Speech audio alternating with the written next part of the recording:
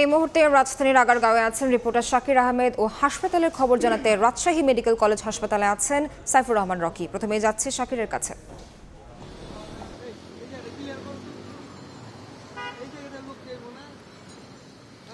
দেশের অন্যান্য স্থানের মতো ঢাকায়ও কিন্তু তীব্র তাপপ্রবাহের কারণে জনজীবন অনেকটাই বিপর্যস্ত এবং জনজীবনে অস্বস্তি নেমে এসেছে। আমরা সকাল থেকেই দেখতে পাচ্ছি যারা ঘর থেকে বিভিন্ন প্রয়োজনের তাগিদে বের হচ্ছেন তারাও কিন্তু খুব একটা স্বস্তিতে নেই, অর্থাৎ গরমে তাদের হাঁসফাঁস অবস্থা। পাশাপাশি আমরা দেখতে পেয়েছি যারা বিভিন্ন গন্তব্যে যাচ্ছেন তারা কিন্তু পুরো গন্তব্যে না গিয়ে মাঝখানে একটু বিরতি নিচ্ছেন, বিশ্রাম নিচ্ছেন। পাশাপাশি বিভিন্নভাবে তারা আসলে এই গরম থেকে নিষ্কৃতি পাওয়ার জন্য চেষ্টা করছেন, অর্থাৎ তারা কখনো ছাতা ব্যবহার করছেন, কখনো পানীয় পান করে আসলে সেই গরমটি নিবৃত্ত করার চেষ্টা করছেন।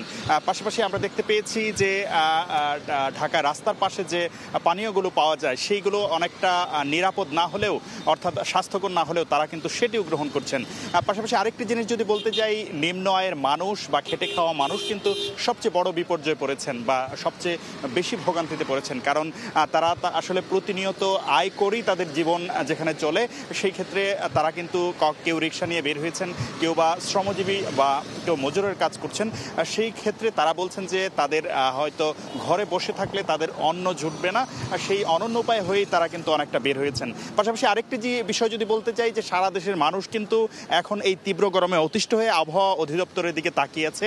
প্রতিনিয়ত আবহাওয়া অধিদপ্তর আসলে কি পূর্বাভাস দেয়, সেইখানেও কিন্তু তেমন কোনো স্বস্তি নেই, বরং উল্টো সতর্কতা রয়েছে।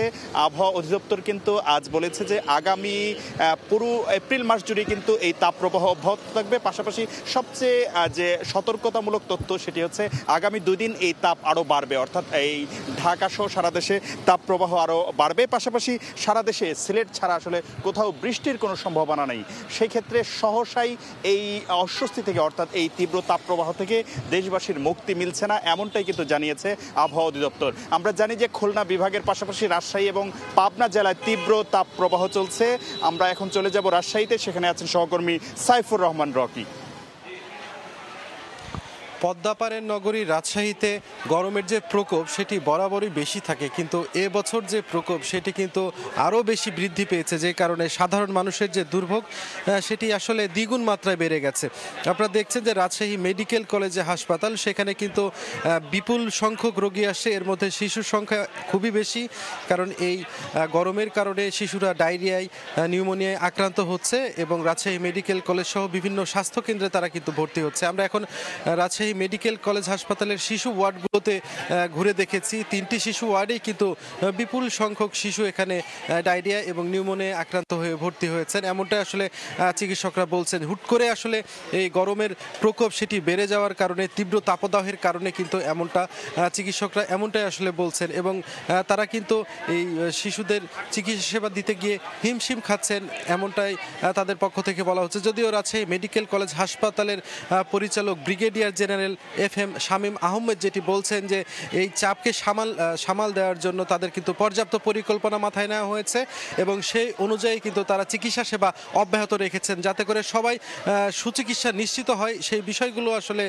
তারা দেখছেন, এমনটাই তাদের পক্ষ থেকে আসলে বলা হচ্ছে। আপনারা জানেন যে গত কয়েকদিন ধরেই কিন্তু রাজশাহী অঞ্চলে যে তাপমাত্রা সেটি কিন্তু 42 ডিগ্রি ছুঁই করছে, যদিও গত 2 দিন ধরে রাজশাহী অঞ্চলের তাপমাত্রা কিন্তু কিছুটা হলেও কমে এসেছে। আজকে সর্বশেষ দুপুর 2টায় কিন্তু তাপমাত্রা 39 ডিগ্রি সেলসিয়াস, এবং গতকালকেও কিন্তু তাপমাত্রা ছিল, সর্বোচ্চ তাপমাত্রা ছিল 39.8 ডিগ্রি সেলসিয়াস। তার আগের দিন পর্যন্ত কিন্তু তাপমাত্রার যে পারদ সেটি 41.6 ডিগ্রি সেলসিয়াস রেকর্ড করা হয়েছে।